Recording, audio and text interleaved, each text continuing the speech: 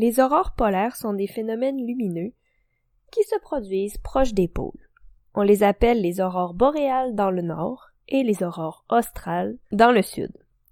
Les aurores sont produites par la rencontre entre les vents solaires et le champ magnétique de la Terre.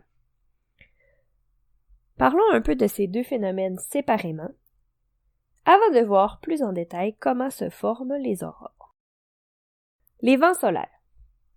Le Soleil émet des particules en permanence. Elles voyagent à plus de 400 km par seconde. Le Soleil perd environ 1 × 10 à la 9 kg de matière par seconde sous forme de vent solaire. Le vent solaire est composé à 73% d'hydrogène et 25% d'hélium. La chaleur extrême autour du Soleil, soit environ 1 million de degrés, vont ioniser ces atomes et vont devenir chargés électriquement. Elles atteignent la Terre 4 jours après leur émission. Il arrive aussi un peu comme nos rafales de vent sur Terre qu'il y ait des rafales de vent solaire, qui sont produits lors d'éruptions solaires. On aura environ 1000 fois plus de particules émises lors de ces moments de tempête.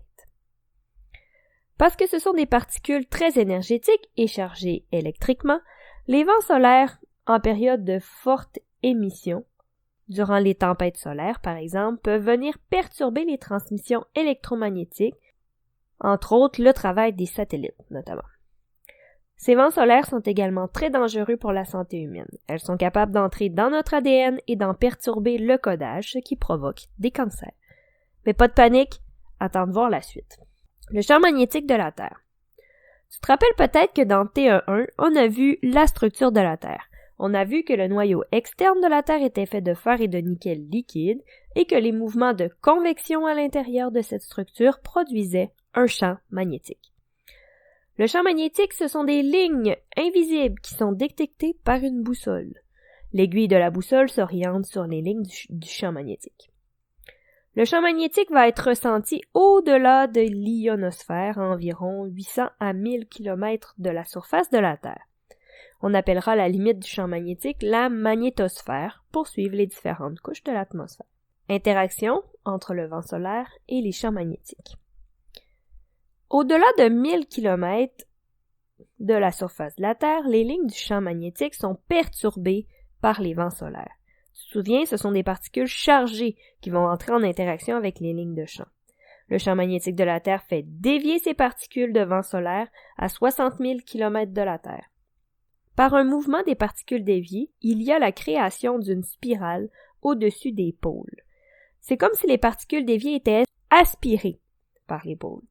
Lorsque ces particules vont entrer en contact avec les molécules d'air de la thermosphère, elles vont alors libérer leur énergie et la transférer aux molécules d'air. Ce transfert d'énergie est le responsable de l'émission de lumière. L'oxygène émet principalement du vert et du rouge, tandis que l'azote émet du bleu, du rouge et du violet. L'hélium et l'hydrogène produisent des aurores mauves ou bleues. Les aurores se produisent sur toutes les planètes où il y a présence d'atmosphère et d'un champ magnétique.